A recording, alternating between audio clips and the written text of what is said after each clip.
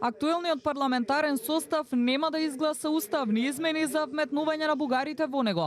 На власта и недостасуваат 7 пратеници кои нема да ги најде, вели за Канал 5 председателот на Левица Димитар Апасиев. Единствено решение вели дека се предвремени парламентарни избори, а убеден е и дека Левица ќе добија многу повеќе пратенички мандати со што целосно би пропаднал планот за уставни измени. Тоа е пишикрс пропало, нема уставни измени во овој мандат, а во идниот уште помалце, затоа што во идниот мандат Левица ќе има двоцифрен број мандати, тоа позициите ќе бидат многу подрастично променети.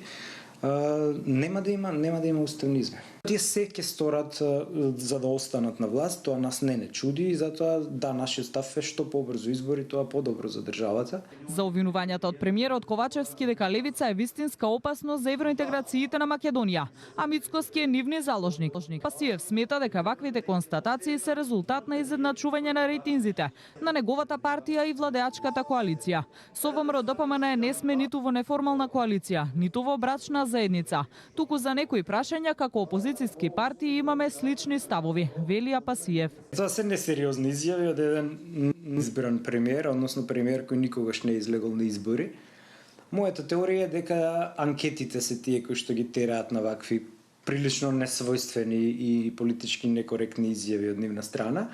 До сега некоректноста беше наша одлика на Левица, но сега гледаме дека СДС го презема тој дискурс малце на по-рални изјави.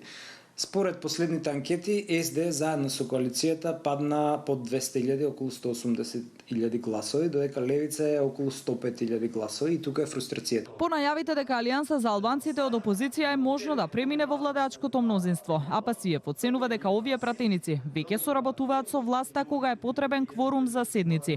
Вели дека веќе се шпекулира колку и кои министерски и директорски места ќе ги добијат, со што според него СДСМ ќе биде малцинство во владата.